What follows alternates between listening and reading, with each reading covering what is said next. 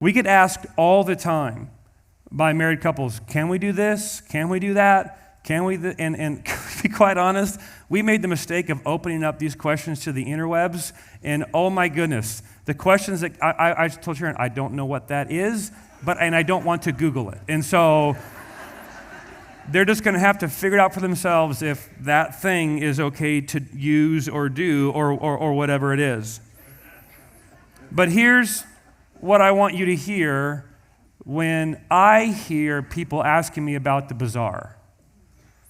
Most times I think those kinds of bizarre requests come from minds that have been dipped in the dirty. And so you've seen things in pornography and you've seen things from images you should not have been watching, and now your question to your pastor is, can I bring those things into our marriage and sanctify it with the covenant? To which I say, hell no. It's not to say that doing those particular things with your wife might not be wrong. What I'm telling you is, if you got those ideas from the world, you need to cut that out of your life.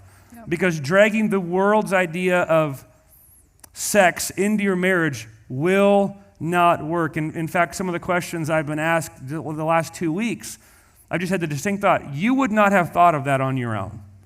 You and your wife in your bedroom celebrating the gift of God alone would not, those are depraved things that people who are treating sex as a god rather than a gift, and when it becomes a god, it's ever reducing return on investment and ever a shrinking pleasure. You have to do ever widening bizarre things, and then that's what you want to bring into the marriage covenant.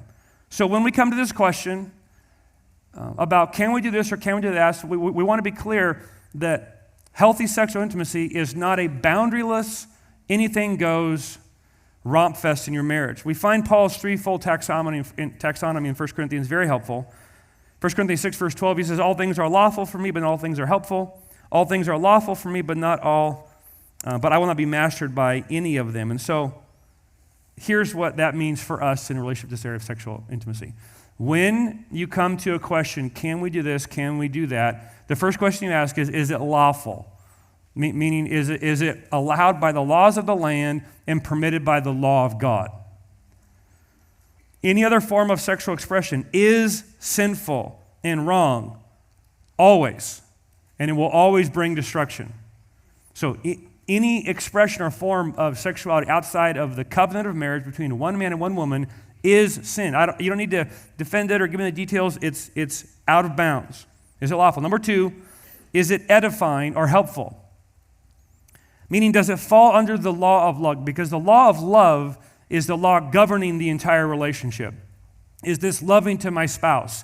Is this loving and caring toward them? In other words, if a spouse would feel used or dirty or objectified, if they would feel degraded or humiliated or violated, if there would be pain or harm or violation of conscience involved, then by definition of the law of love, you wouldn't want to do it with them or to them because of what it would cause them. And so the answer is no.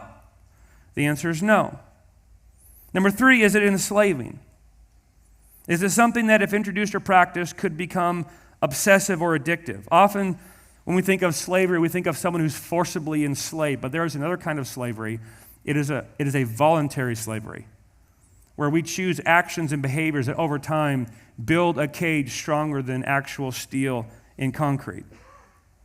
This is where something has a grip on you and you are no longer in control. This happens in this area of sexuality when sexual taboos are pursued that are risky, dirty, perverted, painful, or dangerous. What happens, especially in men, is when they participate in those events or they observe them on TV or on a screen or wherever they're watching it, and they fantasize along with it, it's releasing an endorphin and adrenal dump.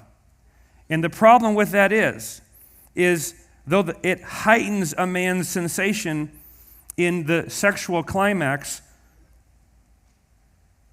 it's in a sensation that cannot be repeated over time without increasing the level of stimulation for the adrenal glands to work. That's how a man's body works. Therefore, the man must seek out even more dirty, more dangerous, more riskier, perverse experiences in order to achieve the same high the next time. You can see where this leads. Sexual addiction.